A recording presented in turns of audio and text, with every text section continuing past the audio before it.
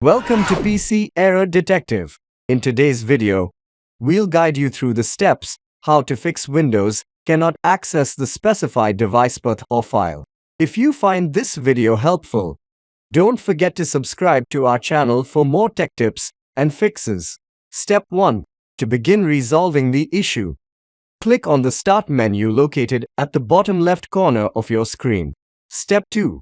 Next, select the gear icon to open the Settings menu. Step 3.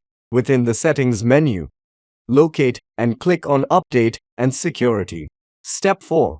In the Update and Security window, navigate to and click on Windows Security located in the left sidebar.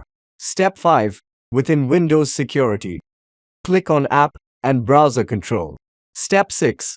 Under the section labeled Reputation-Based Protection Settings, you'll find an option for potentially unwanted app blocking. To resolve the issue, uncheck the Block Apps option. And that's it. Thanks for watching. If you found this video helpful, please give it a thumbs up and stay tuned for more troubleshooting tips.